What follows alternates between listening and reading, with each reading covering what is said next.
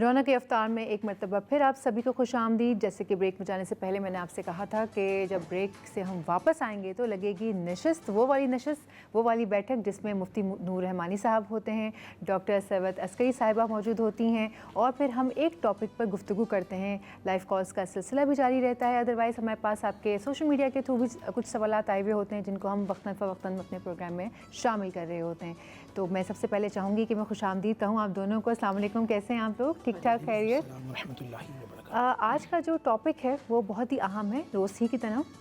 तोहम परस्ती एक ऐसी चीज़ समझें, एक ऐसी बात या एक ऐसी लानत आप समझ सकते हैं इसको, कि जब इंसान की अक्ल के साथ वो जुड़ जाए तो अच्छे से अच्छी बात को भी वो अपने नेगेटिव इम्पैक्ट डाल देता है। लाइक अगर मैं एग्जांपल दूं कि हम कहीं जा रहे हैं, सामने से काली बिल्ली ने रास्ता काट दिया, तो अब हम एकदम से घबरा जाते हैं, ओहो ये तो भाई बड़ा गलत हो गया, अब तो हमारा काम नहीं होगा, अब तो ये हो जाएगा, ये तो बदकिस्मती हो गई। उसके बाद कोई दाएं या बायां का फड़क जाना कि यहाँ पे कुछ होने वाला है, वहाँ पे कुछ होने वाला है। वो तोहम परस्ती हमारे ऊपर इतनी सवार हो चुकी है हमारे माशरे में कि हर शख्स अपने काम करने से पहले रुक जाता है और सोचने पे मजबूर हो जाए, है मेरे साथ ऐसा हो गया कि अब मेरा ये जो मैं करने वाला था ये चीज़ गलत तो नहीं हो जाएगी। मतलब आप अल्लाह पर यकीन करना छोड़ देते हैं और आप एक फजूल सी बात को एक्सेप्ट करके बैठ जाते हैं। अब इस पे माशरे में क्या मनफी असरात आते हैं और तोहम परस्ती से मुराद क्या है, इसी के ऊपर हम बात करेंगे। मुफ्ती साहब आपसे शुरू करते हैं। सबसे पहले तो जो तोहम परस्ती की डेफिनेशन है इस्लाम में, हम चाहते हैं कि उससे शुरू करते हैं। क्या डिफ़ाइन किस तरह से करेंगे आप? नहमदुहु व नसल्ली अला रसूलिहिल करीम, अम्मा बाद, फ़अऊज़ु बिल्लाहि मिनश शैतानिर रजीम, बिस्मिल्लाहिर रहमानिर रहीम। तमाम तारीफ़ें अल्लाह सुब्हानहु व तआला के लिए और दुरूद सलाम अल्लाह के रसूल, हम सब के आका, हम सब के मौला ताजदार मदीना हुज़ूर मोहम्मद मुस्तफ़ा सल्लल्लाहु अलैहि व आलिहि वसल्लम।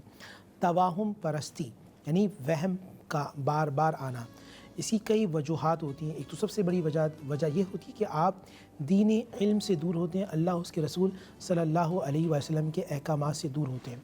और दूसरी ये कि आप हर चीज़ को मनफी अंदाज से सोचते हैं और आप पर वहम बहुत ज़्यादा गालिब आता है।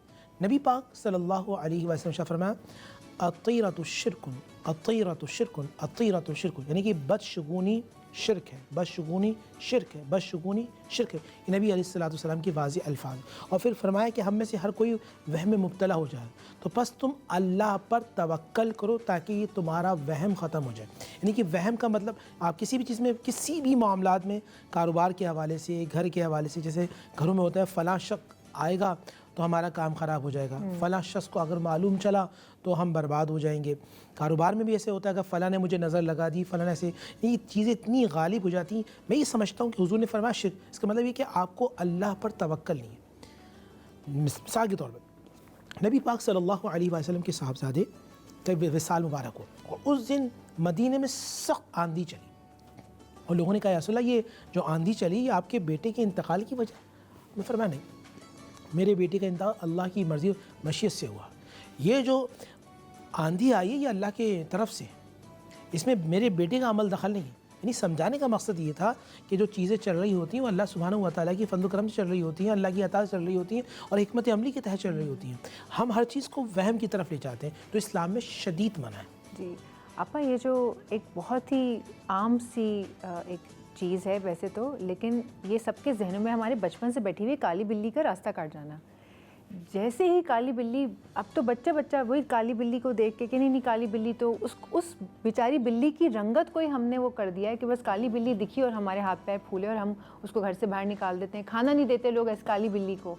तो ये जो तोहम परस्ती है ये शुरू कैसे हुई? लेकिन ये तो बहुत ही एक ऐसी चीज़ है ना, अजीब सी बात है कि बिल्ली से आप किस्मत को मंसूब कर रहे हैं, अपनी एसोसिएट कर रहे हैं। ये शुरुआत कहाँ से हुई इन चीज़ों की? बिस्मिल्लाहिर्रहमानिर्रहीम, अस्सलाम वालेकुम।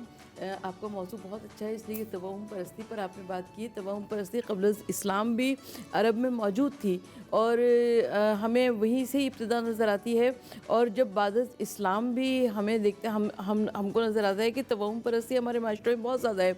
यानी जैसे आपने काली बिल्ली का ही तज़किरा किया, मैंने बड़ी बेसिक सी एक आपको जुमला कहा है ना कि ये तो हर कोई जानता है कि काली बिल्ली रास्ता काट जाए तो یقیناً وہ کام بنتے بنتے بگڑ جاتا ہے، یا منڈیر پر کوا آ کر بیٹھ گیا تو آج مہمان گھر میں ضرور مہمان آئیں گے، تو یہ والی باتیں، ان باتوں کی کوئی شرعی حیثیت نہیں ہے، اور کوئی کسی قسم کا اسلامی روایات اور واقعات سے ان کا کوئی تعلق نہیں ہے، اور بلکہ اس کو اسلام کے اندر ناپسندیدہ قرار دیا گیا ہے۔ آپا ایک چیز اور میں آپ سے پوچھنا چاہوں گی، مفتی صاحب آپ بھی چاہیں تو جواب دے سکتے ہیں، جب ہم جانماز پڑھ لیتے ہیں نا، نماز پڑھ لیتے ہیں، جو جانماز میرے اپنے گھر میں بھی میں نے کارنر بنایا ہوا ہے جہاں پہ جانماز بچھی رہتی ہے، لیکن کچھ گھر کی بڑی خواتین آئیں تو انہوں نے کہا کہ اس کو ایسے نہیں چھوڑ دیتے، اس کا کونا ایسے فولڈ کرو کیونکہ شیطان نماز پڑھے گا۔